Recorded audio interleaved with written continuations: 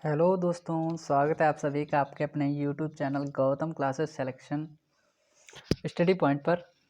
और Gautam classes selection point हमारे पिछले यूट्यूब चैनल का नाम था और इसीलिए माफ़ी चाहूँगा तो उसका नाम आता है। तो दरअसल में आज हम डिस्कस करने वाले हैं डेली न्यूज़ करंट अफेयर में 21 अक्टूबर की 2023 के। और इसको हम वेबसाइट दृष्टि की वेबसाइट से उठाते हैं और आप लोगों को पता होगा। और जितना भी मैंने आज तक डिस्कस किया है उससे संबंधित आपका नोबेल पुरस्कार और पिछले जितने भी मुद्दे आए और सिक्किम का मुद्दा बाढ़ वाला, कई सारे मुद्दे आए जो कि आपने मणिपुर हिंसा वाला मुद्दा, ये सारे के सारे मुद्दे ऐसे हैं जिन पर आपको पैनी नज़र बना के रखनी है और इन मुद्दों को आपको बिल्कुल नहीं छोड़ना है। और ये मुद्दे बहुत ही महत्वपूर्ण आपके लिए साबित हो सकते हैं। तो आज के हमारे करंट अफेयर में देखते हैं हमारे जो सतत कृषि के लिए शस्य आवर्तन, ये हमारे लिए एक महत्वपूर्ण मुद्दा एग्रीकल्चर से संबंधित। और आपका पता है कि एग्रीकल्चर जो सब्जेक्ट है मतलब एक ऐसा सेक्शन जो कि इकोनॉमिक दृष्टि से और जियोग्राफिक दृष्टि से दोनों ही मतलब दृष्टिकोण से हमारे लिए महत्वपूर्ण है। और इसको कवर करने के लिए हमें देखिए एक सिस्टम है, एक सिंचाई सिस्टम है जिसको हम जानते हैं कि ड्रिप इरिगेशन, और दूसरा हमारा कौन सा है, ये शस्य आवर्तन। देखिए एक बूंद बूंद सिंचाई होती है, एक ड्रिप इरिगेशन होता है और एक स्प्रिंकलर होता है। स्प्रिंकलर के द्वारा फव्वारे टाइप में होती है और ड्रिप मतलब बूंद बूंद सिंचाई होती है, उसी को कहते हैं ड्रिप इरिगेशन। एक एक ड्रॉप रूप में, ड्रॉप जैसे ये ड्रॉप आप डालते हैं एक बूंद दो बूंद, उसी शब्द से आया है ड्रिप। और इस ड्रिप इरिगेशन और स्प्रिंकलर सिंचाई दोनों के स्थान पर हम क्या ला सकते हैं, शस्य आवर्तन। और इसका आज के जो वर्तमान युग में है बहुत ज़रूरी। और जो औद्योगिक क्षेत्र, ग्लोबलाइजेशन, ग्लोकोलाइजेशन, लोकलाइजेशन, डिजिटलीकरण, ये सारे के सारे मुद्दे और एनवायरनमेंट इफेक्ट से संबंधित ये सारे के सारे मुद्दे हमारे जो वर्तमान में चर्चा में खूब बने रहते हैं।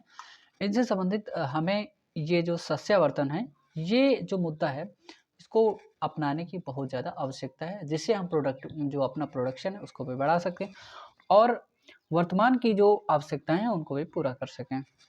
तो हमारे लिए प्रीलिम्स के लिए हमारे पास शस्य आवर्तन, टपक ड्रिप सिंचाई और सिंधु गंगा का जो क्षेत्र है मैदानी इलाका, मैंने इस जो टॉपिक को सिंधु गंगा का मैदानी क्षेत्र इसके विषय में आपको ज्योग्राफी वाली क्लास में डिस्कस कर दिया है, आप वहाँ जा कर के देख सकते हैं इसको। सस्यावर्तन इसके विषय में हम जानेंगे। और मेंस के लिए हमारे पास है खेती के प्रकार, फसल पैटर्न, अर्थव्यवस्था में योगदान। देखिए फसल पैटर्न किसी भी, देखिए अब जब आप यूपीपीसीएस, यूपीएससी, अदर एग्जाम्स की कॉम्पिटेटिव एग्जाम्स की भी तैयारी करते हैं तो क्या बनाते हैं, अपना स्टडी का पैटर्न।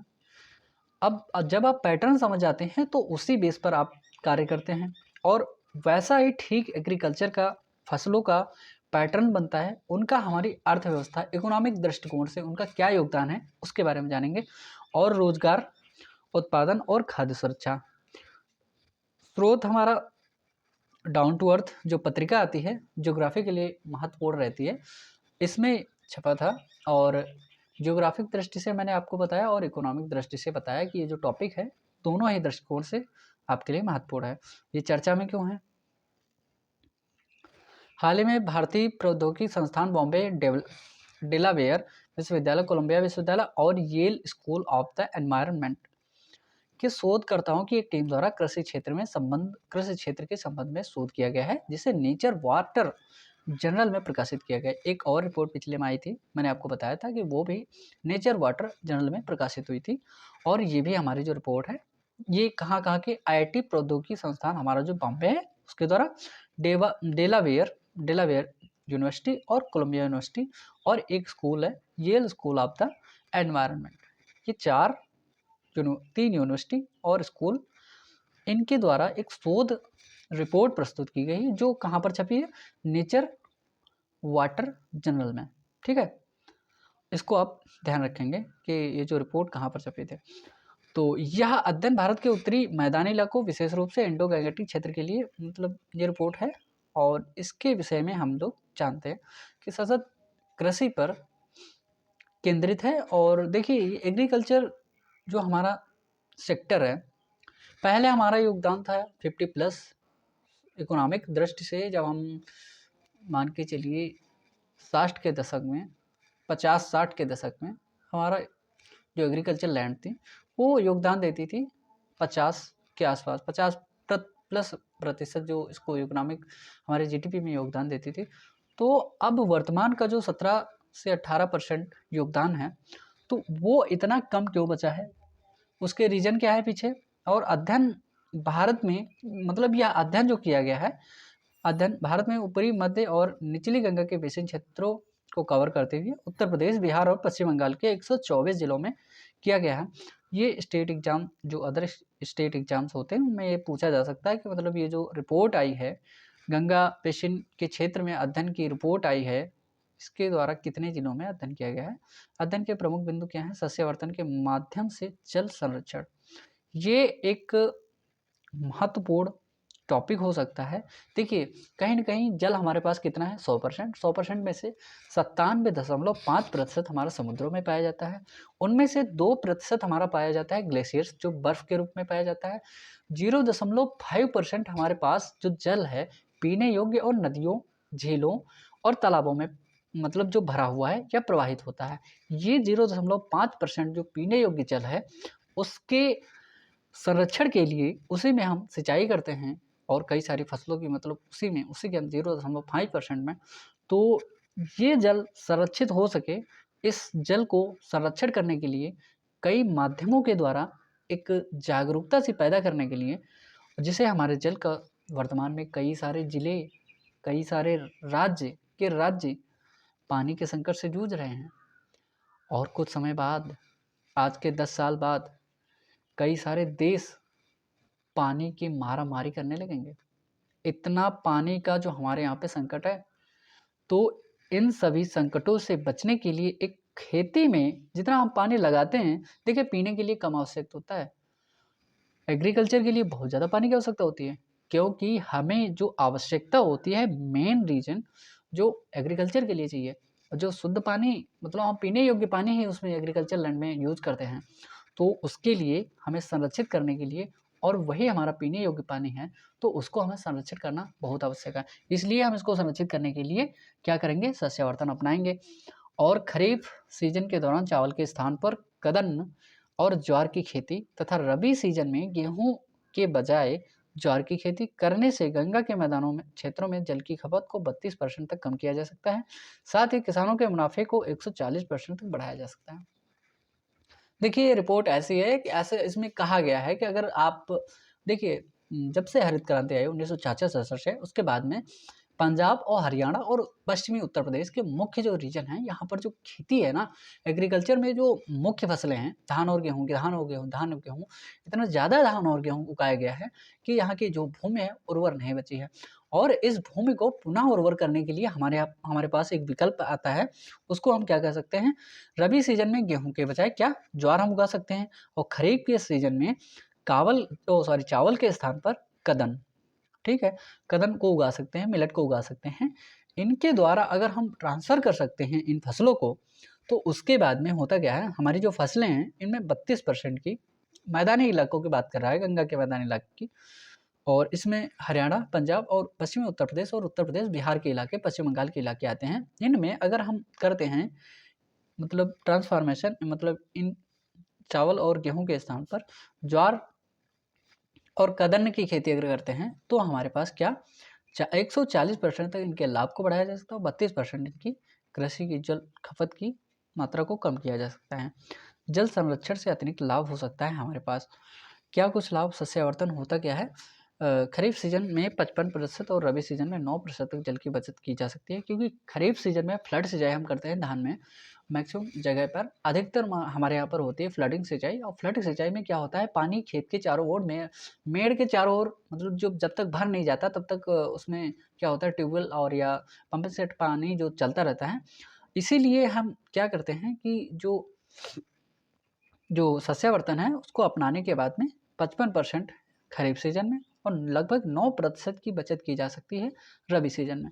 किसानों के मुनाफे में खरीफ सीजन के दौरान 139% और रबी सीजन के दौरान 152% तक वृद्धि की जा सकती है, क्योंकि मुनाफा यहाँ पर ज़्यादा हो सकता है रबी और कदन की खेती करने के बाद में। रबी में मतलब आप कर सकते हैं उसको ज्वार को, ठीक है। तो कैलोरी उत्पादन में भी यहाँ पर 39% तक मतलब बढ़ाई जा सकती है सस्यावर्धन बनाम टपक ड्रिप सिंचाई। देखिए, टपक सिंचाई और ड्रिप सिंचाई और स्प्रिंकलर, इन सबको आप साइड में रखिए और सस्यावर्धन को लाइए, ऐसा यहाँ पर कहा जा सकता है। इसलिए कि भूजल की कमी हो रही है हमारे यहाँ पर, और भूजल की कमी में इस समस्या को जो देखने को मिल रही है, इस समस्या से निदान करने के लिए, इस समस्या को बचाव करने के लिए ऊर्जा बचत वृद्धि और संदर्भ में सस्यावर्धन का टपक सिंचाई में प्रणाली में से भी बेहतर है। देखिए, सस्यावर्धन, टपक सिंचाई, बूंद बूंद सिंचाई और ये ड्रिप इरिगेशन जो भी है और स्प्रिंकलर, इनसे बेस्ट है। क्योंकि अगर इसको हम दूसरी जगह ट्रांसफ़र कर देते हैं, दूसरी फसलों को यहाँ पर उगाते हैं, तो हमारे पास जो उर्वर भूमि थी वो अनुर्वर हो चुकी है। लगातार धान गेहूँ की खेती करते-करते वो जो भूमि है हमारी, उसको हम पुनः उर्वर और उर्वरा शक्ति में बदल सकते हैं, और यहाँ पर दलहनी खेतों मतलब दलहनी खेती भी की जा सकती है, दलहनी फसलों की कृषि की जा सकती है यहाँ पर, जिससे जो यहाँ पर नाइट्रोजन और अदर फिक्सेशन प्रोसेस होती हैं, उसके अंतर्गत दलहनी प्रक्रिया में, तो हमारे यहाँ पर भूमि जो अनउर्वर हो चुकी है वो भी भूमि पुनः हम उर्वर बना सकते हैं। ऐसा किया जा सकता है। ड्रिप सिंचाई से शुद्ध भूजल पुनर्भरण में लगभग 34% सुधार हो सकता है, लेकिन सस्य आवर्तन से लगभग 41% का हमें इसको लाभ और सुधार करने की जो अपेक्षा मतलब वो मिलती है। और अकेले ड्रिप सिंचाई प्रणाली के उपयोग से किसान मुनाफे की काफ़ी वृद्धि नहीं हो सकती, क्योंकि ड्रिप इरिगेशन आप देखते होंगे तो थोड़ा सा महंगा, कॉस्टली, और स्प्रिंकलर भी दोनों हैं जो महंगे हैं। तो हर किसान को लगाना, वहाँ हर खेत में लगाना आसानी नहीं है, और सभी फसलों के लिए ये उपयुक्त भी नहीं है। तो हम क्या कर सकते हैं, सस्यावर्धन और ड्रिप सिंचाई प्रणाली के संयुक्त प्रयोग से जिला स्तर पर शुद्ध पुनर्भरण भरण दर में सबसे अधिक सुधार किया जा सकता है, और यह भूजल की कमी को लगभग 78% मतलब 78% तक कम कर सकता है। देखिए, अगर हमारे यहाँ पर भूजल की कमी है, पश्चिम बंगाल में दूसरे नंबर पर, उत्तर प्रदेश में सबसे ज़्यादा जल है, अवेलेबल है, उपलब्धता, जल की उपलब्धता, ठीक, नंबर 1 पर पश्चिम बंगाल, दूसरे नंबर पर उत्तर प्रदेश, ठीक है। उसके बाद में जो अन्य राज्य हैं, वहाँ पर जल की भारी मात्रा में कमी है, जैसे कि राजस्थान, है ना? जो पर्वतीय क्षेत्र हैं, वहाँ पर भी जल की जो कमी जो दिखाई देती है, वो काफ़ी मात्रा में बढ़ चुकी है, और राजस्थान के इलाके में तो जल की मारामारी है। तो इसलिए हमें क्या करना पड़ेगा कि मतलब सस्यावर्धन जो कृषि एग्रीकल्चर है उसको अपनाना पड़ेगा, और बहुउद्देशीय दृष्टिकोण भी है इसका हमारे पास, और उसको भी हम लागू करेंगे। जल संरक्षण, गुणवत्ता, फसल उत्पादन, किसानों की आय में वृद्धि के बीच संतुलन स्थापित करने के लिए एक बहुउद्देशीय दृष्टिकोण भी अपनाना आवश्यक है। एकल केंद्रित दृष्टिकोण की कुछ सीमाएं व शर्तें होती हैं। उदाहरण के लिए अकेले जल संरक्षण को प्राथमिकता देने के बचत में 4% की वृद्धि की जा सकती है, किंतु इससे अन्य कई चीज़ों में कमी आती है। सुझाए गए विकल्पों की तुलना में कैलोरी उत्पादन में 23% और लाभ में 126% की गिरावट आती है। अगर उपरोक्त आप सस्यावर्धन अपनाते हैं, ठीक, एकल केंद्रित दृष्टिकोण हो सकता है कि अगर यहाँ पर कर सकते हैं, आप ऐसा कर सकते हैं कि कुछ दिन के लिए, यहाँ 10 साल के लिए, 5 साल के लिए ये प्रोसेस अपनाइए। उसके बाद में जब भूमि आपकी फिर से उर्वर हो जाएगी, तो फिर से आप 10-20 साल के लिए एग्रीकल्चर में धान और गेहूँ को लाइएगा। ये आप प्रोसेस अपना सकते हैं। ये नहीं कि मतलब एक ही बार में धान गेहूँ ये चलता रहे, या कृदन की जो फसल है, कृदन और उसको या ज्वार को ही लगातार उगाते रहें, ऐसा नहीं है। मतलब आप ऐसा नहीं करें, और आप ऐसा कर सकते हैं कि कुछ खेतों में आप इसको उगा सकते हैं, धान गेहूँ को, दोबारा फसल का पैटर्न बदल सकते हैं साल के अंदर, 2 साल के अंदर, ये भी आपको प्रोसेस हो सकता है। देखिए, मेंस के पॉइंट ऑफ व्यू से ये सजेशंस आपको देने पड़ेंगे। निष्कर्षतः आप ये लिख सकते हैं, क्योंकि आपको लिखना पड़ेगा, इसलिए मैं डिस्कस कर रहा हूँ। जल संरक्षण, गुणवत्तापूर्ण फसल उत्पादन, ये सब जरूरी है। और इसी प्रकार सर्वाधिक लाभ प्राप्त करने के दृष्टिकोण की बचत थोड़ी वृद्धि तो कर सकता है, किंतु कैलोरी में उत्पादन की प्रभावित कर सकता है। उच्च न्यूनतम समर्थन मूल्य, खेती में कम लागत, और लगभग देखिए ज्वार की फसल करने से लगभग 58% तक वृद्धि की जा सकती है। और देखिए क्योंकि ज्वार की वर्तमान में मांग अधिक है, क्योंकि व्यक्ति गेहूं चावल जैसा भोजन करते करते ना गेहूँ चावल जैसा ही हो गया है, पानी ना पानी जैसा हो गया है। तो व्यक्ति भी वैसा, जैसे पहले के लोग, जो हमारे पुराने ज़माने के लोग होता थे, मतलब परदादा, दादा, बाबा लोग, तो वो लोग क्या खाते थे? चने की रोटी, ज्वार की रोटी, मतलब जो मिलेट्स का यूज़ करते थे, वो अधिक मात्रा में होता था वहाँ पर।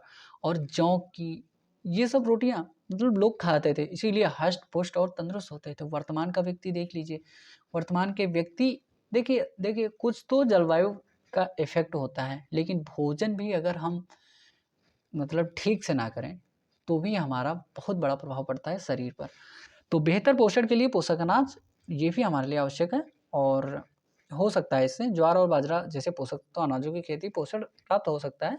और पोषक अनाजों की खेती से प्रोटीन लगभग 46% की वृद्धि, और लौह उत्पादन में 353% की वृद्धि, और जस्ता में लगभग 82% की वृद्धि हो सकती है, जिससे उपभोक्ताओं को पोषण का लाभ होगा। देखिए ये पॉइंट महत्वपूर्ण है। आप देखिए यहाँ पर अगर ज्वार और मतलब बाजरा की खेती करते हैं, तो क्या होता है, 46% की प्रोटीन और 353% का लोहा।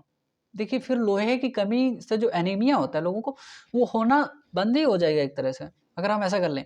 लेकिन 82% तक जिंक, जो जस्ता, हमारे देखिए बॉडी में हर तत्व पाया जाता है, और जितने भी तत्व पाए जाते हैं उनमें कहीं ना कहीं जस्ता, लोहा, इन सब की भूमिका है। अब देखें कदन्न क्या है।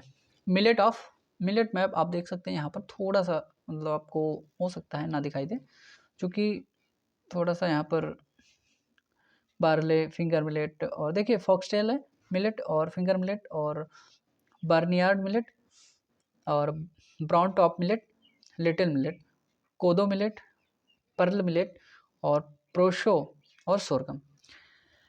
ये सारे के सारे हमारे मिलेट्स हैं। और ये आप देख सकते हैं कि मतलब कितना अच्छा सा फिगर यहाँ पर चित्रकारी करी गई है मिलेट्स के द्वारा।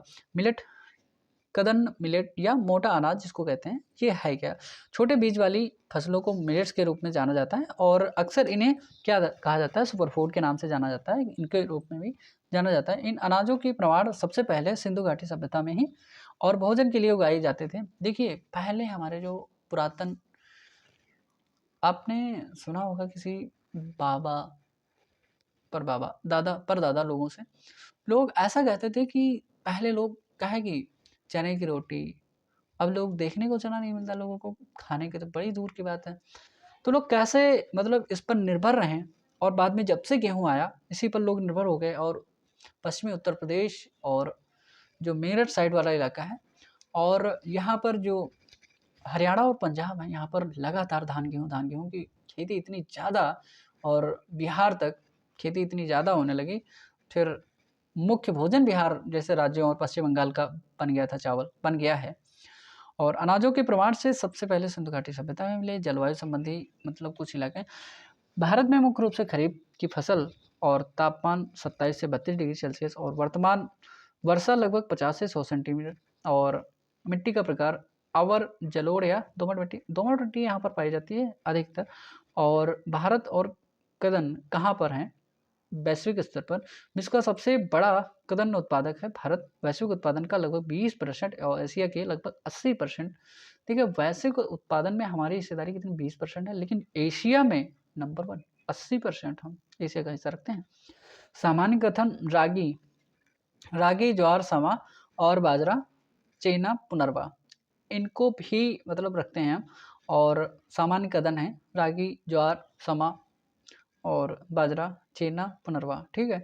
स्वदेशी किस्में, छोटे बाजार, कोदो, कुटकी, चेना, और सामा, ये स्वदेशी किस्में हैं। और शीर्ष कदन उत्पादक राज्य कौन कौन से? राजस्थान पहले नंबर पे आता है, क्योंकि राजस्थान में पानी की बहुत ज़्यादा कमी है, इसलिए यहाँ पर जो देखता है वही सही है। मतलब जो राजस्थान शीर्ष राज्यों में मतलब नंबर 1 पे आ भी रहा है, फिर उसके बाद में कर्नाटक, फिर महाराष्ट्र, मध्य प्रदेश, फिर चौथे नंबर पर है आपका, 5वें नंबर पर उत्तर प्रदेश। सरकार की जो पहले हैं, गहन कदम संवर्धन के माध्यम से पोषण सुरक्षा हेतु तो पहल चलाई गई थी। और India's wealth millets for health, India's wealth village for health, ये जो एक कथन और इसको पहल के रूप में चलाया गया था। मिलेट्स स्टार्टअप इनोवेशन चैलेंज कदन के लिए एमएसपी में वृद्धि करी गई थी और कृषि मंत्रालय ने वर्ष 2018 में कदन को पोषक अनाज के रूप में घोषित किया था और वर्ष 2023 को अंतर्राष्ट्रीय कदन वर्ष के रूप में घोषित किया गया है। भारत द्वारा भी प्रस्तावित किया गया था और यूएनजी द्वारा इसको घोषित किया गया है। महत्वपूर्ण क्या है, इसके महत्व क्या है, हमारा जो कदन है कम महंगा है, पोषण की दृष्टि से बेहतर है, उच्च प्रोटीन, फाइबर, खनिज, लोहा, कैल्शियम और कम ग्लाइसेमिक इंडेक्स, जीवन शैली की समस्याओं और स्वास्थ्य, मोटापा, मधुमेह आदि से निपटने में मददगार है।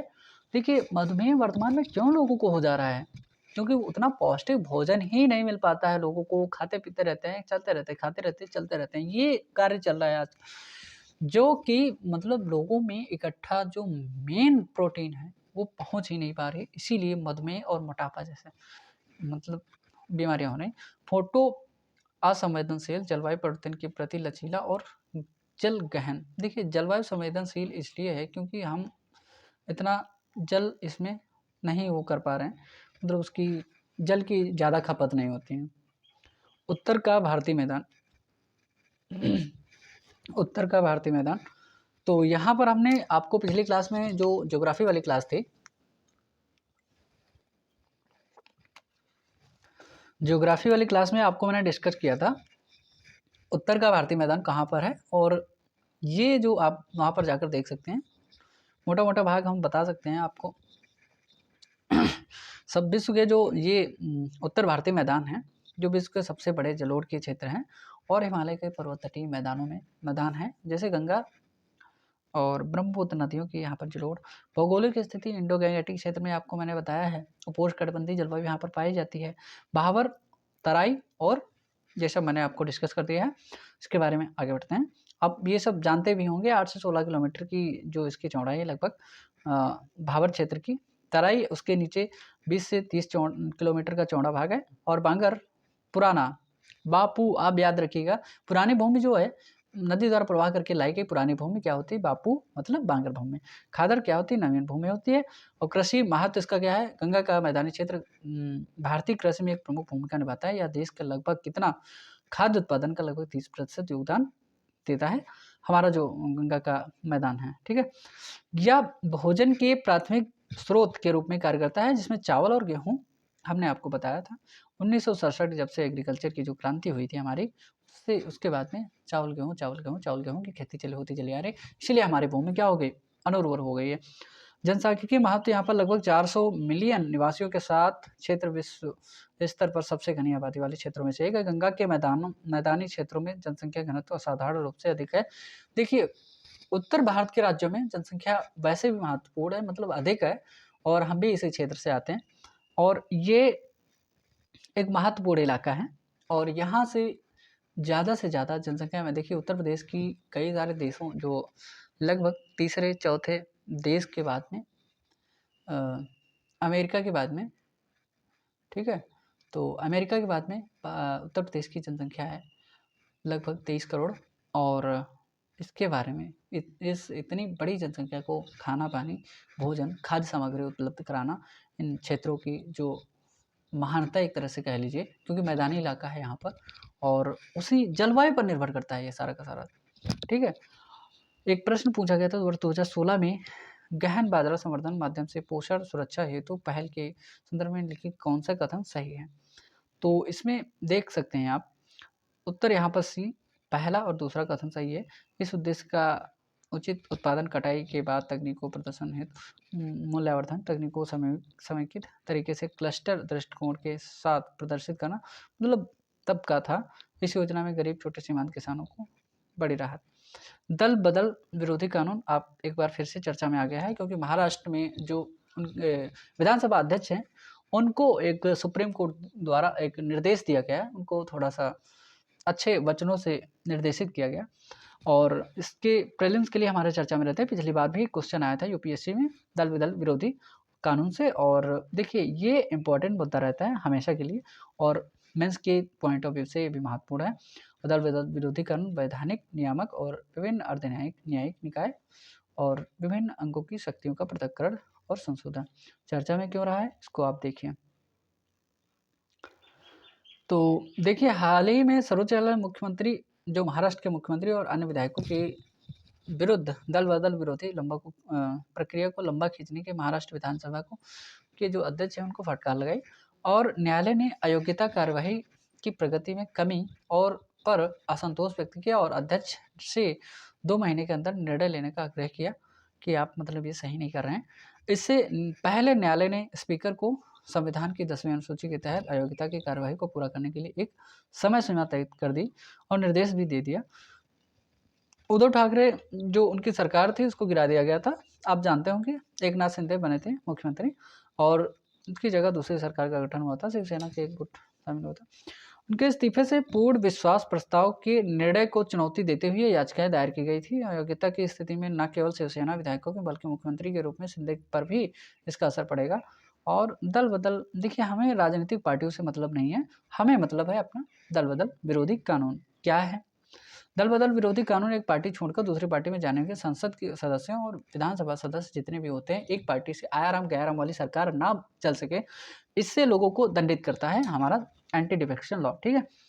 और विधायकों को दल बदलने से हतोत्साहित करके सरकारों में स्थिरता लाने और संसद ने वर्ष 1985 में इसे संविधान की 10वीं अनुसूची में जोड़ दिया गया था। इसको वर्ष 1985 में और संविधान में संशोधन किया गया था। और 10वीं अनुसूची, जिसे दल बदल विरोधी अधिनियम के नाम से जाना जाता है, 52वें संविधान संशोधन के द्वारा इसको जोड़ा गया था 1985 में। और इसके बाद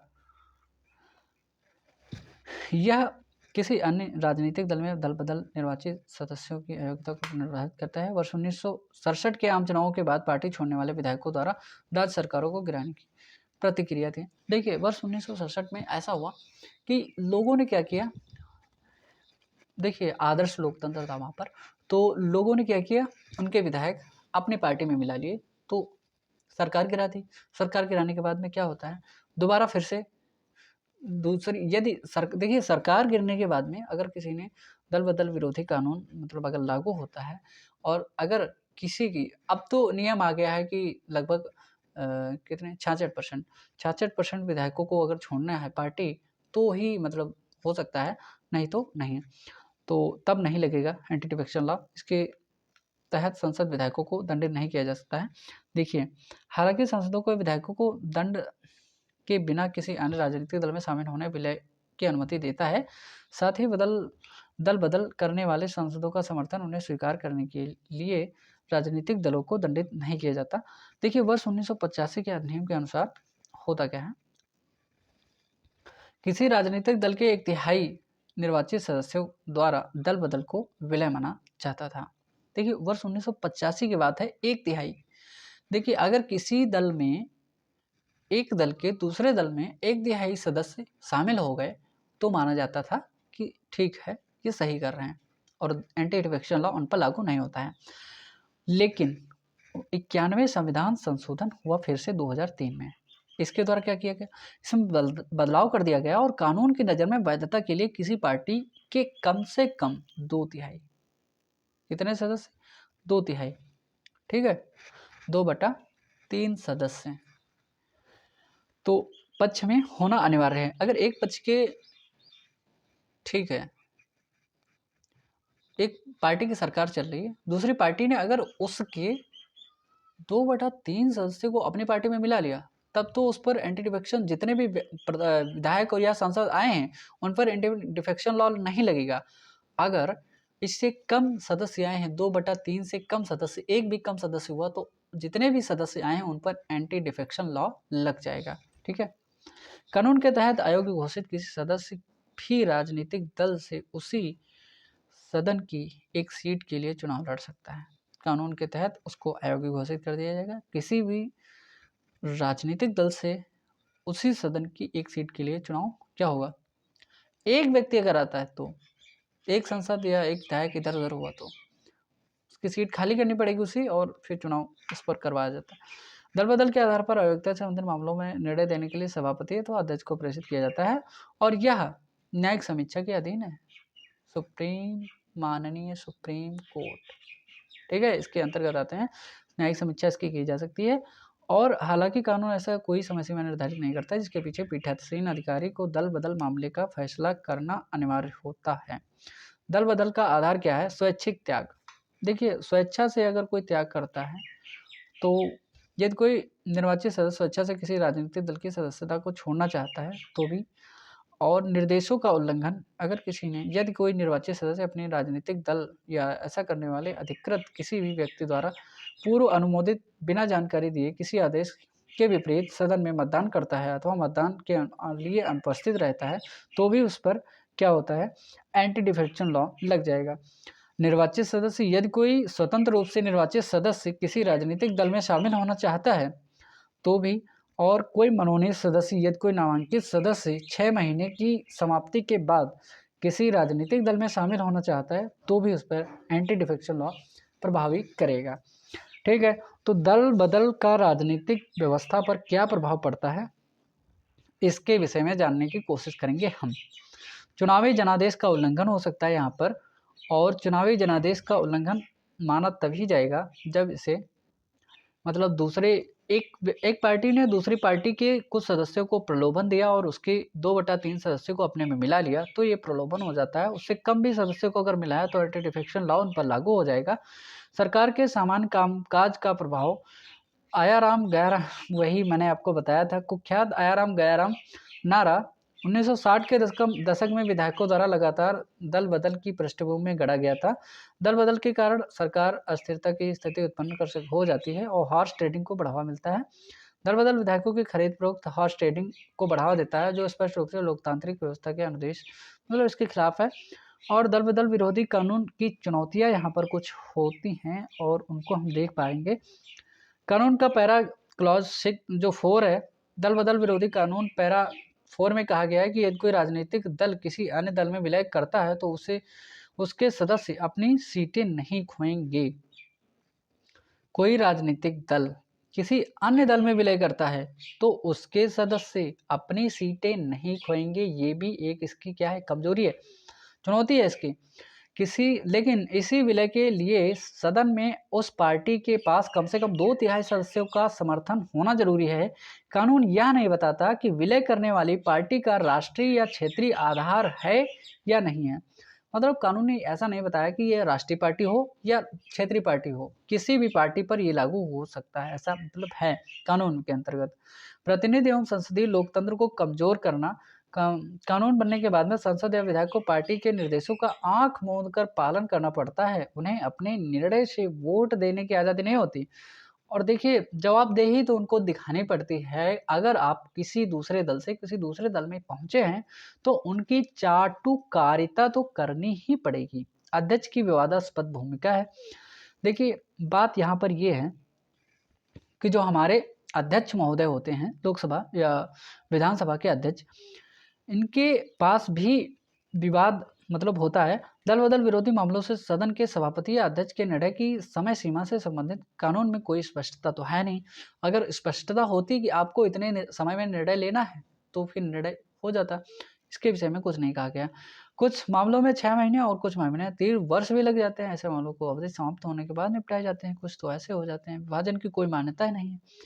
91वें संविधान संशोधन अधिनियम 2004 के कारण दल बदल विरोधी कानून ने दल बदल विरोधी शासन को एक अपवाद बनाया। हालांकि संशोधन पार्टी किसी भी पार्टी में विभाजन को मान्यता नहीं देता, बल्कि इसके बजाय विलय को मान्यता देता है।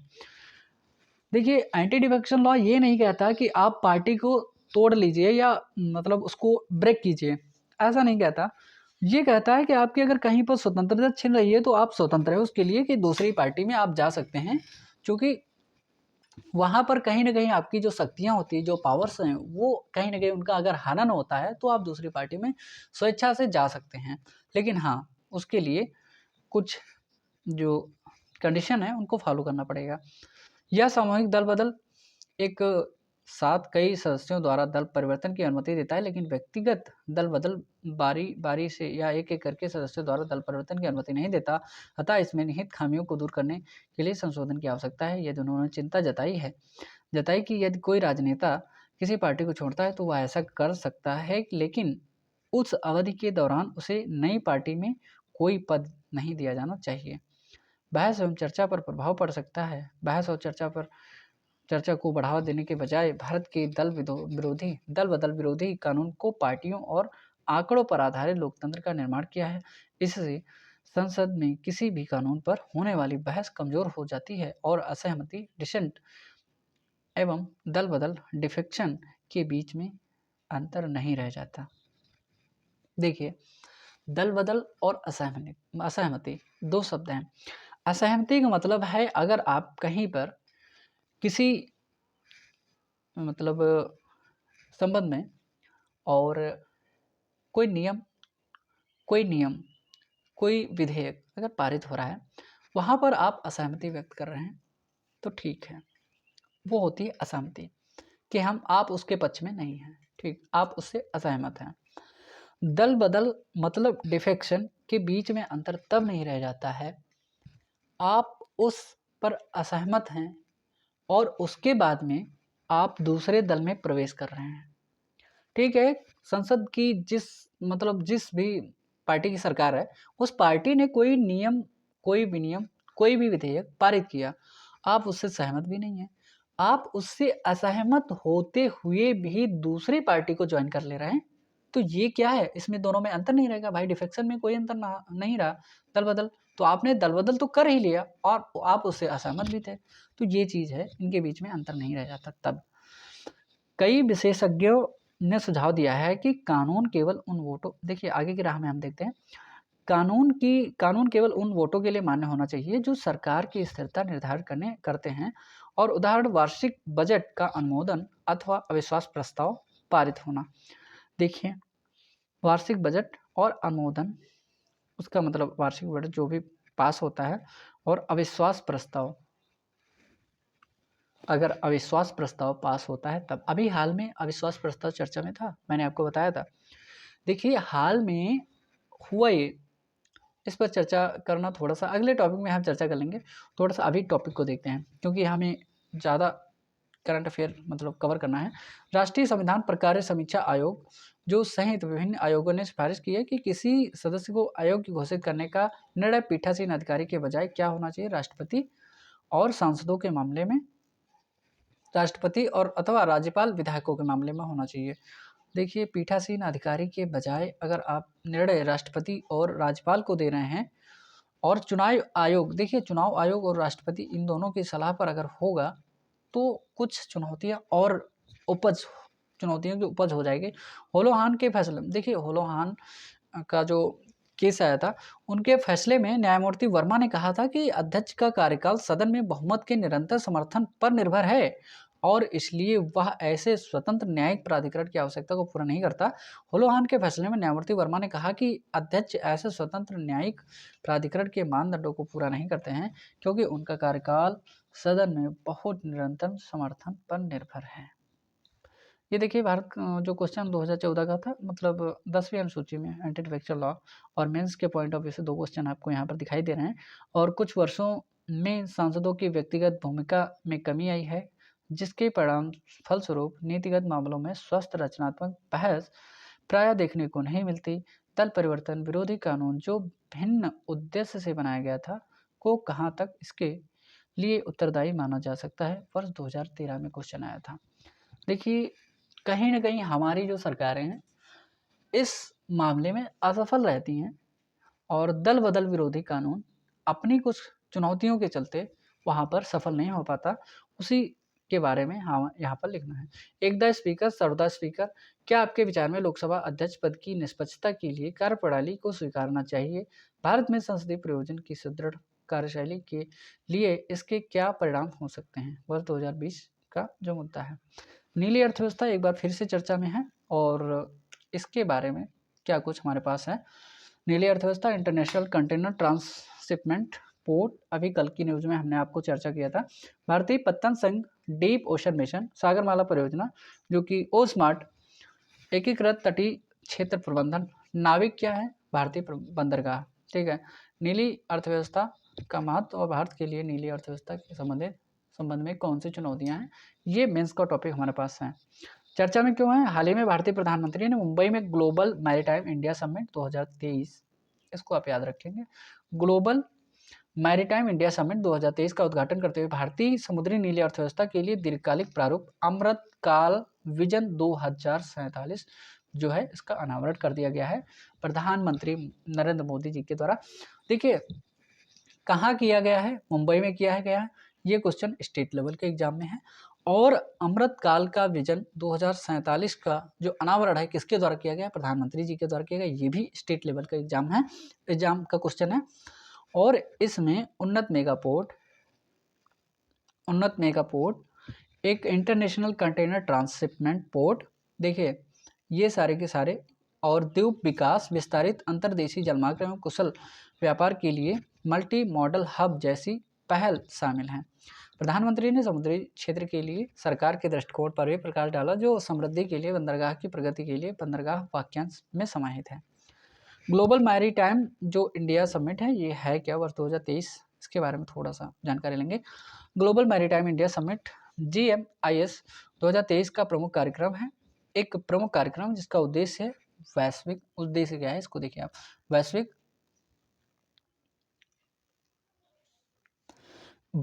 एवं क्षेत्रीय साझेदारी को बढ़ावा देने और निवेश की सुविधा प्रदान करके भारतीय समुद्री अर्थव्यवस्था को मैरीटाइम इकोनॉमी को आगे बढ़ाना। मतलब वैश्विक और क्षेत्रीय दोनों स्तर पर निवेश, ठीक है, देखो आपसी साझेदारी को बढ़ाना और निवेश की सुविधा को प्रदान करके जो भारतीय मैरीटाइम जो व्यवस्था है, इकोनॉमी है, उसको आगे बढ़ाना और यह उद्योग से जुड़े मुद्दों को संबोधित करने और क्षेत्र को आगे लाने के लिए विचारों का आदान प्रदान करने हेतु भारतीय तथा अंतर्राष्ट्रीय समुद्री समुदाय की एक वार्षिक बैठक है। आयोजनकर्ता कौन था, यहाँ पर आप देख पाएंगे पत्तन, पोत, परिवहन और जलमार्ग मंत्रालय, भारतीय पत्तन संघ, भारतीय वाणिज्य उद्योग महासंघ। देखिए ये तीनों मतलब federation of Indian chambers of commerce and industry, FICCI, और पत्तन, पोत, परिवहन, जलमार्ग मंत्रालय और भारतीय पत्तन संघ, तीनों इसके आयोजन करता थे। नीली अर्थव्यवस्था के बारे में आप जानते हैं, कुछ फैक्ट्स यहाँ पर। विश्व के बैंक के अनुसार नीली अर्थव्यवस्था समुद्री पारिस्थितिकी तंत्र के स्वास्थ्य को संरक्षित करते हुए आर्थिक विकास, बेहतर आजीविका, नौकरियों के लिए समुद्री संसाधनों का संधारणीय उपयोग है।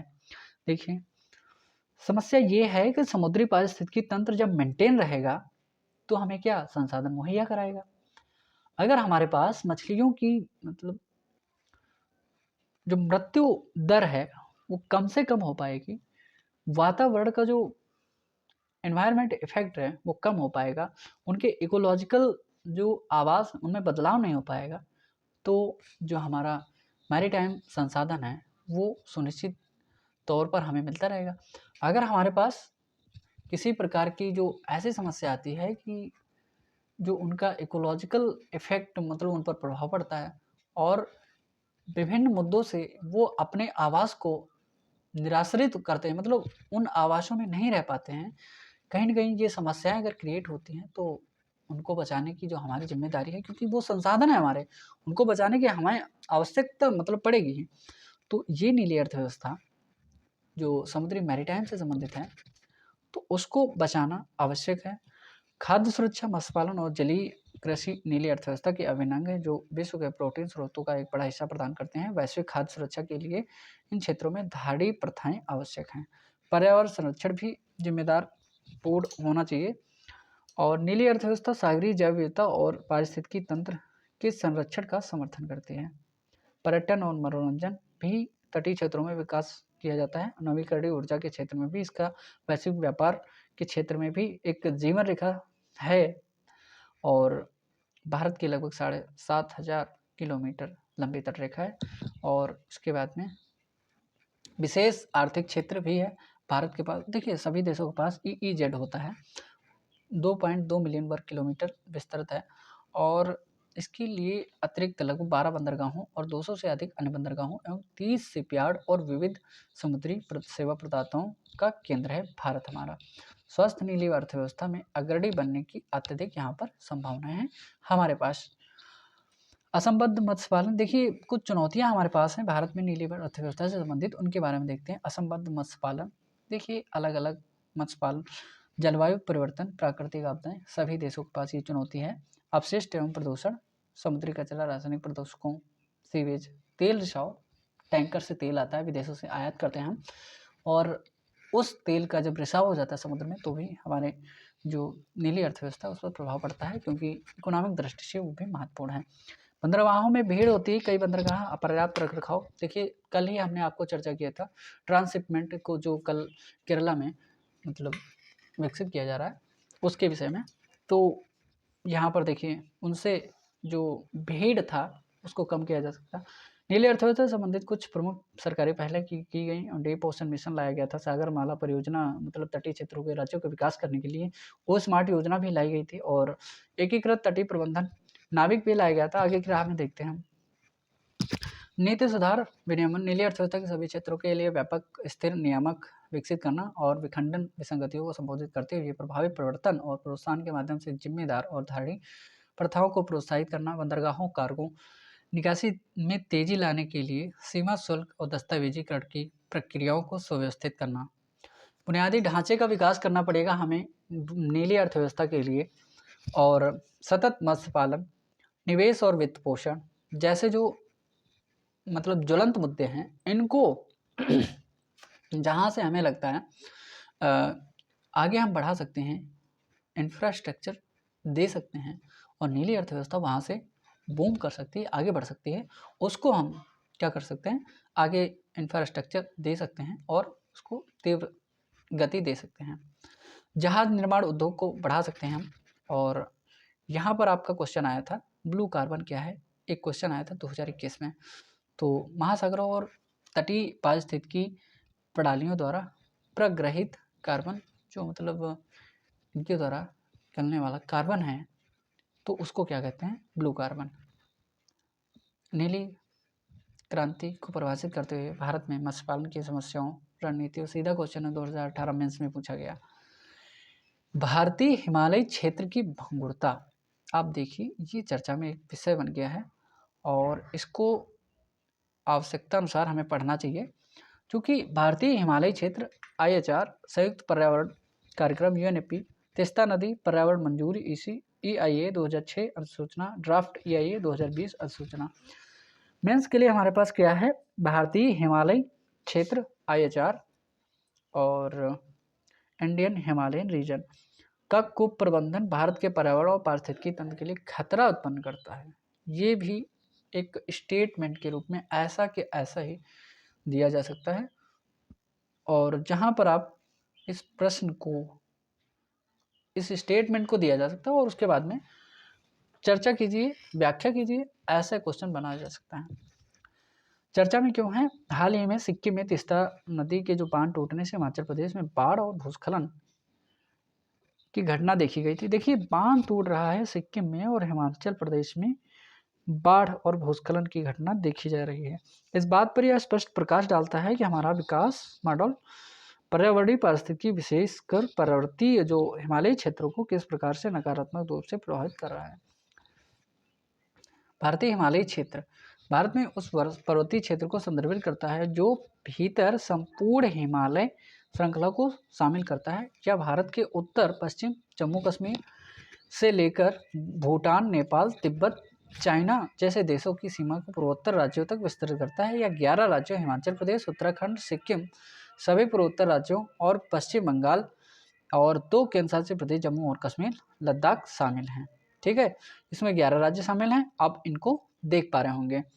भारतीय हिमालयन क्षेत्र से संबंधित मुद्दे कुछ हैं, इनके विषय में श्रेणीबद्ध दृष्टिकोण में कुछ खामियां हैं यहाँ पर, उनको देखते हैं। इन खामियों को हमें दूर करना पड़ेगा और ये खामियां तभी दूर हो पाएंगी जब हम इन समस्याओं के निदान से संबंधित कुछ कर पाएंगे। देखिए भारतीय नियामक प्रणाली के श्रेणीबद्ध ग्रेडेड दृष्टिकोण में निर्दिष्ट खामियां, जैसे पारिस्थितिकी मंत्रालय और विभाग इस बात पर जोर देते हैं कि पारिस्थितिकी महत्व के बावजूद आयाचार पर विशेष ध्यान नहीं दिया जाता। हिमालय के मौसम की चरम स्थिति भूकंपीय गतिविधि और जलवायु परिवर्तन के प्रभावों से ग्रस्त है। फिर भी इस क्षेत्र में परियोजनाओं के लिए कोई अलग पर्यावरणीय मानक है नहीं और विभिन्न EIA के चरणों में कार्यान्वयन एवं संबद्ध इससे मुद्दे। पर्यावरण प्रभाव आकलन, ये मेंस में एक बार क्वेश्चन आ चुका है। पर्यावरण प्रभाव आकलन पर टिप्पणी या क्या है? प्रक्रिया के सभी चरणों स्क्रीनिंग से लेकर मूल्यांकन तक परियोजना से जुड़ी आवश्यकताओं को क्षेत्र की पारिस्थितिक आवश्यकताओं के साथ संरेखित करके आयाचार की आवश्यकताओं को संबोधित करने की प्रक्रिया में भारी कमी है और पर्वतीय क्षेत्रों में परियोजनाओं की विशिष्ट विशेषताओं को ध्यान में रखते हुए इनसे संबंधित उत्तरदायित्वों में वृद्धि हेतु EIA सूचना अधिसूचना में विशिष्ट खंडों के समावेशन का भी अभाव है। राष्ट्रीय स्तर के नियामक का अभाव। देखिए, ये जो अभाव हमारे पास हैं, इन अभावों को हम बेहतर मुद्दों में तैयार करके इनको एक संसाधन के रूप में बना सकते हैं। EIA 2006 अधिसूचना में एकरूपता का मुद्दा, ये भी एक मुद्दा रहता है और ये जो ड्राफ्ट EIA वर्ष 2020 का है, इससे संबंधित कुछ मुद्दे हैं, इन पर चर्चा करने की बहुत ज़्यादा आवश्यकता हमें मतलब सरकार को है, हमें नहीं। और आयाचार की पारिस्थितिक भंगुरता की सुरक्षा हेतु कुछ आवश्यक कदम हमें उठाना चाहिए।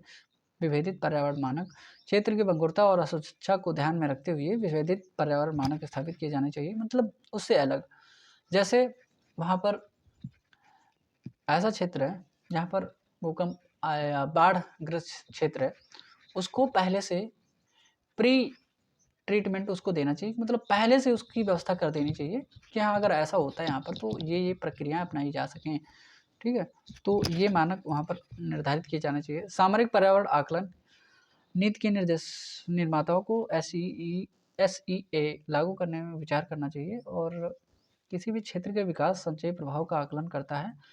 देखिए, इन क्षेत्रों में ये जो प्रोसेस होती है, इसको लागू करने के लिए जो हमारे नियम नीति निर्माता हैं, उनको इस पर विशेष चर्चा करने की आवश्यकता है, उनको ये बनाना चाहिए। स्थानीय समुदाय की भागीदारी।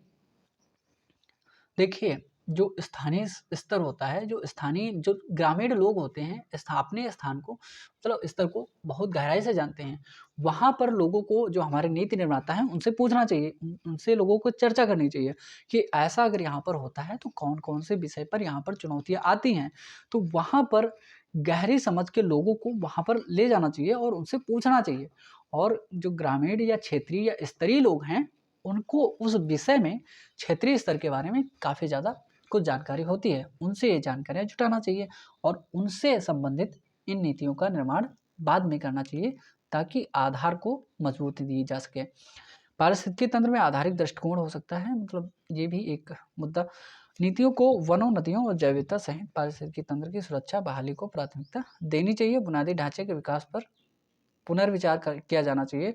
सीमा पार सहयोग। देखिए, सीमा पार सहयोग ये हो सकता है कि जैसे नेपाल हमारे पास है और नेपाल की सीमा हमारे यहाँ साझा होती है, तो नेपाल और भारत दोनों मिलकर एक बढ़िया फैसला ले सकते हैं। अच्छा, जन जागरूकता एवं शिक्षा। देखिए, शिक्षित करने की लोगों को आवश्यकता है, जन जागरूकता बहुत ज़रूरी है। अगर कहीं पर कोई ऐसा मुद्दा आता है तो लोगों को तत्काल वहाँ पर सूचना मिले और लोग वहाँ से मतलब विस्थापित हो सके, और ऐसे विषय में लोगों की शिक्षा होना बहुत ज़रूरी है, शिक्षित होना। प्रकृति और आधारित पर्यटन। प्रकृति पर आधारित पर्यटन, पर्यावरण प्रभाव आकलन अधिसूचना, ये आइए वर्ष 2020 का है, इसके बारे में थोड़ा सा जिक्र करेंगे हम। पर्यावरण प्रभाव आकलन जो अधिसूचना है वर्ष 2020 जब पहली बार प्रस्तुत की गई थी, तो इसका उद्देश्य वर्ष 2006 की विगत EIA अधिसूचना को प्रतिस्थापित करना था।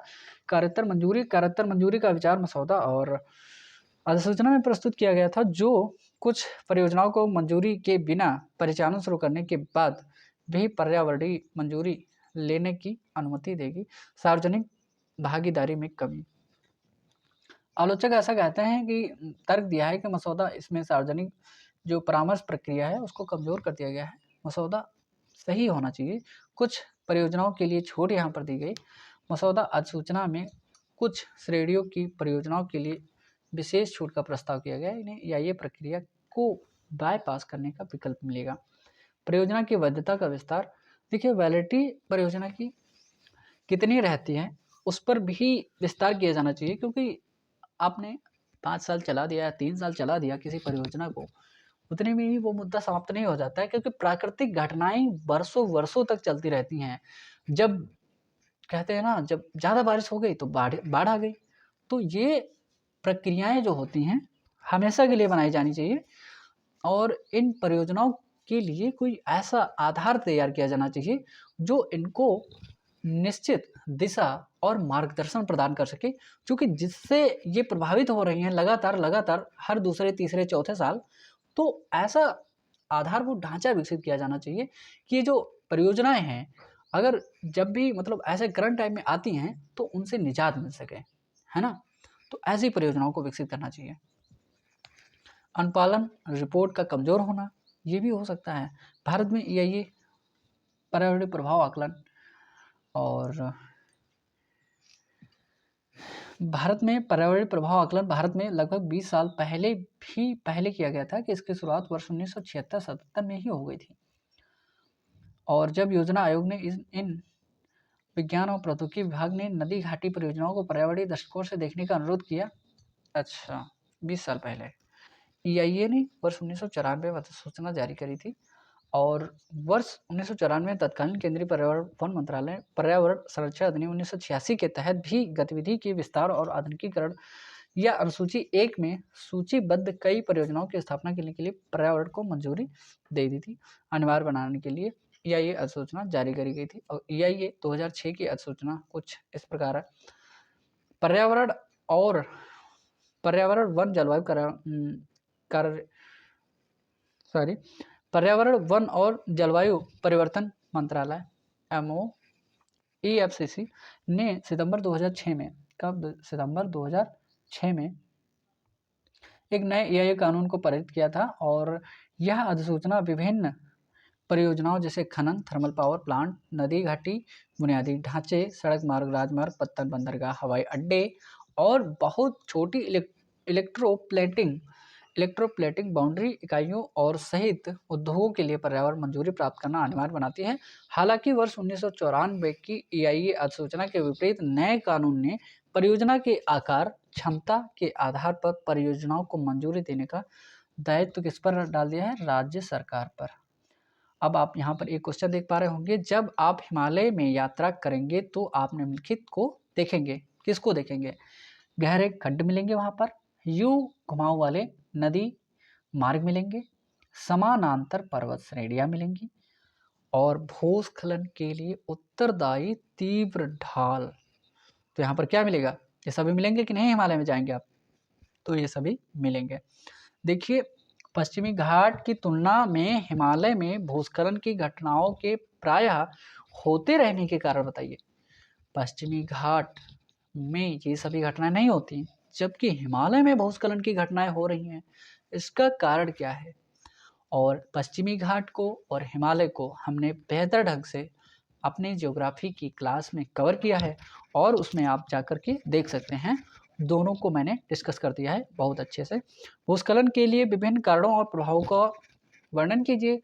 राष्ट्रीय भूस्खलन जोखिम प्रबंधन रणनीति महत्वपूर्ण घटकों का उल्लेख कीजिए। वर्ष 2021 में ये क्वेश्चन पूछा गया था।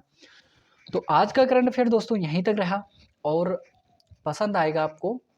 आशा करूँगा कि आप लोग लाइक, शेयर और सब्सक्राइब में कमी नहीं छोड़ेंगे, और दोस्तों तक पहुंचाने की कोशिश करेंगे, क्योंकि हम इस चीज़ को डिस्कस इसलिए करते हैं। देखिए, ये मुद्दे हमारे करंट से जुड़े हुए आते हैं, और ये इसलिए आवश्यक है हमारी पढ़ाई में, क्योंकि हम इस चीज़ से इस चीज़ को जोड़ पाते हैं। कैसे? देखिए, हम ज़रूरी नहीं कि टोटल करंट अफेयर वही पढ़ें, हमें जोड़ने की आदत होनी चाहिए कि हम किस मुद्दे को कहाँ से जोड़ सकते हैं।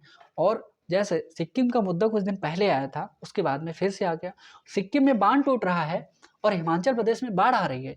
ये समस्याएं आपको निजात इनके निष्कर्ष पहले से मेंटेन करके, पहले से उत्तर लिख कर देखने पड़ेंगे, तभी आप मेंस में बेहतर कर पाएंगे। और इसीलिए हम आपको ये डिस्कशन और ज्योग्राफी की क्लास भी दे रहे हैं। इसके साथ साथ में जितने भी हमारे दोस्त यूपीपीएससी, आरओ की तैयारी कर रहे हैं, यूपीपीसीएस की तैयारी कर रहे हैं, यूपीएससी की तैयारी कर रहे हैं, जितने भी लोग हैं ये सभी इस करंट अफेयर को ना छोड़ें। अगर आप इसको छोड़ते हैं तो कहीं न कहीं आप देखिए, आधे घंटे 40 मिनट 1 घंटे की क्लास होती है, इसको आप कवर कर लीजिएगा। अगर आपको बहुत ज़्यादा टाइम नहीं मिलता है तो 20 मिनट 30 मिनट लगेगा, आप इसको मतलब स्पीड बढ़ा करके देख सकते हैं। और इसको आप कवर करने के बाद में आप अपने आप को पाएँगे कि हाँ, हम कहीं न कहीं मुद्दों को पढ़ने में देखिए समझ बनाना अपनी-अपनी समझदारी है और हम इसको कैसे पढ़ते हैं, हम इसको कैसे लेते हैं, वो आपको अपने आप में देखना पड़ेगा, अपने आप को ढूँढना पड़ेगा, खोजना पड़ेगा कि हम कहाँ से किस चीज़ को कैसे जोड़ते हैं। हम 1-2 रास्ते तो बताते हैं, आपके सामने रखते हैं, जो हमारे तुरंत मतलब करंट में आ जाते हैं, उनको हम रखते हैं, आपको समझाते हैं, बताते हैं और वैसे ही आपको ये सब तरीके सीखने पड़ेंगे और इन सबको जोड़ते हुए ही आप आंसर राइटिंग कर पाएँगे और बेहतर ऐसे लिख पाएँगे। तब तक के लिए देखिए, आप हमारा सेशन देखते रहिए। तब तक के लिए नमस्कार और आपका धन्यवाद।